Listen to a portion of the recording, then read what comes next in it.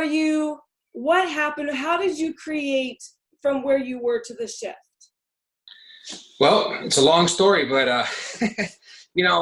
growing up, I was extremely quiet, and it was odd because I would be kind of the shy kid, but you put me on a motorcycle or on a snowboard, and I was doing things that most people would be afraid to do. So it was like I was able to kind of release myself during doing those types of activities. But when I turned about 15, 16, 17, I started rebelling at a real hard level. And, like you said, I dropped out of school, and I basically decided I was going to do whatever I wanted. And at that point, I was drinking on a regular basis and doing drugs and kind of, in my mind, having fun and, being wild, I guess. So that eventually turned into a hardcore habit, and took me into a very dark place to where I hurt a lot of people in my life and in my family. And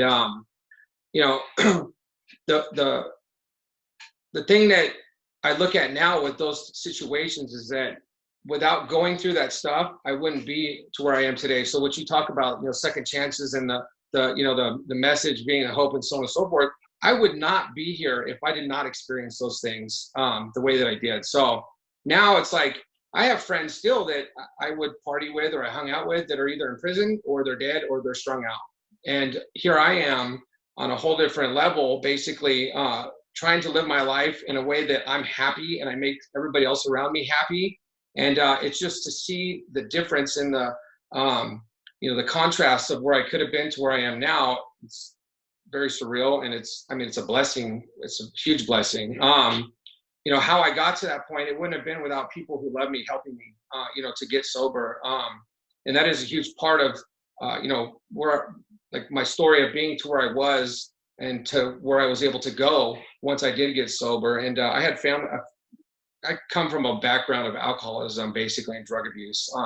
But I had an uncle that, he had spent, I would say, the majority of his life and ended up getting sober in his late 50s. And he reached out to me and kind of helped me and showed me a path, basically, of how to do this. And he was a guy that I basically kind of looked down upon. It was like everybody kind of wrote him off. And then he became one of the major influences in my life.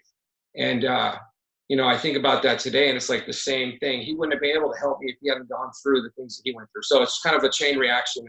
And that's life, right? So our experiences kind of define who we are.